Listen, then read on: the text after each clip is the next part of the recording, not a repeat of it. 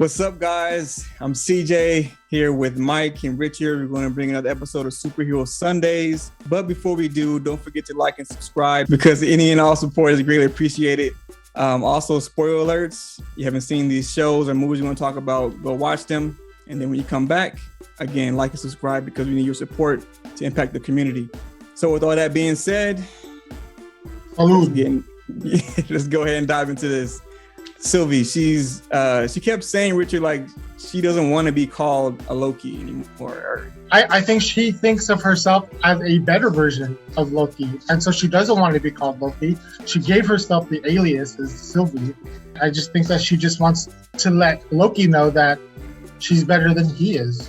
In the comic, there's an actual Sylvie, but with this MCU character, they're kind of like blending the two. It's like if she truly is a variant of Loki, then she's Lady Loki, who Loki, impersonated, or he took over a body of somebody and became Lady Loki. But then Sylvie is somebody that he actually created. It was some random girl that he wanted kind of to experiment on, just to be curious if you gave somebody powers, what would happen, and let them go off to the world. So he kind of, made her. So she's not a variant of him. So it's kind of like they blended the two, where she's a variant of him, but she's just, she's Sylvie, has the powers that Sylvie has. What do you think, Mike? What do you think about that? I think you hit it right in the head where they blended the two characters. Where, think of it, Lady Loki is a variant, and then Sylvie is somebody he created. So Lady Loki created her alias Sylvie. It's exactly the same thing, just a little bit different, right? So yeah. Blended character, but it's really interesting how you're saying that she doesn't want to be called Loki. Why? If you think about it, Loki doesn't like to be in the shadows of anybody. She doesn't want to be in the shadow of Loki. Yeah, that's so good. Yeah, that's right. That's what we talked about in the last episode. That boom. Mike dropping them bombs again. Mike, bring it in there, sprinkle in there, man. You're right. Loki has that God complex where they want to be one cast in the shadow. They want to be above everybody and be the important one. So, yeah. So she is another version of Loki, and she wants to be superior. But I thought their interaction was really, really cool. Like I said, they got to know each other, their background. She said, that she knew she was adopted. She kind of joked at Loki, like, you didn't know, like that. Yeah, they told me when I was little, I thought it was kind of sad where Sylvie didn't have her mother to teach her anything. Yeah. And Loki was like, well, my mother told me I can do anything because I can do anything. Yeah. He had that even though he was adopted, he realized that he had a supporting family. Yeah. His brother, who actually loves him, his mother, who thinks the world of him, taught him all this magic since he was a little kid, and a father who took him in and tried to protect him from the world by not letting him, know that he was adopted and that he was a, frost giant. And then you got Sylvie, who had nobody. She says she taught herself. Why do you think she only has the one magic trick? Because that's the only thing she can teach herself. That's true. Has a variety of magic usage, like telekinesis. He's got enchanting. He's got the whole change. He's got, because his mother taught him that. He had a family that taught him and supported him. She had nobody. She has a very independent complex where she's like, I can do this myself. I don't need any help.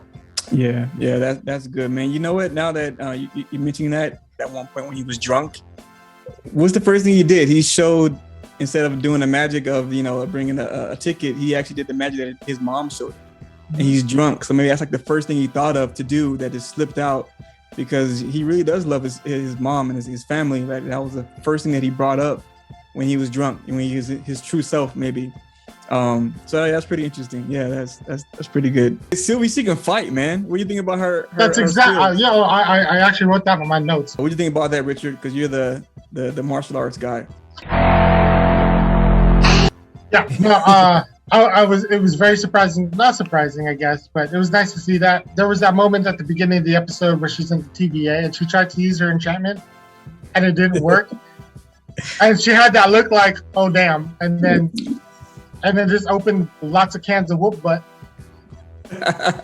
right? Yes, And, she used her skills. Yeah, you're right. yeah, and she was whooping him. She was whooping him pretty well, and it kind of looked like she was kind of whooping Loki a little bit. Maybe he wasn't really fighting too much. Yeah, Because she's trying to fight and he's trying to like get her to join him or accept him or something. So yeah, I'm very interested to see her little background on how she became a skillful fighter. Yeah, that's true. You know what? Now I think about it, I don't think it's the first time, but I never really seen Loki fight like that before. Like, I mean, when he first came in Avengers, he was using more of his weapons and magic, but I never really seen him do hand-to-hand combat. Well, if you remember from the Thor movies when they introduced him, like he's part of Thor's fighting crew. Yeah.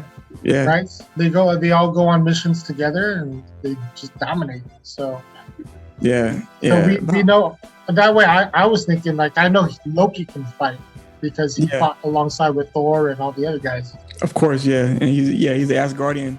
I'm trying to think, like in the movies, has he ever? I mean, when he first fought the Avengers, was he doing hand-to-hand combat? It was more of him using his skills and magic, right?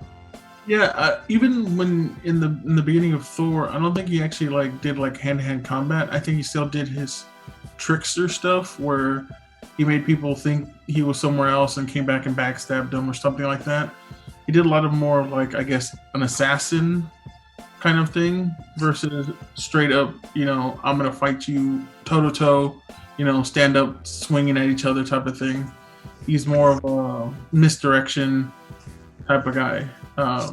Like a magician, man, basically. Yeah. And the same thing, I think, for even in the first Avengers movie, you don't really see him do that. I mean, you saw him kind of like fight Thor kind of on the Avenger Tower, but that was like more of like a grappling thing that they did. So yeah, I don't think you really saw him like actually like fight like actually like Black Widow, like I'm gonna fight you, I'm gonna do a swift kick to the to your ankles to make you unbalanced type of thing.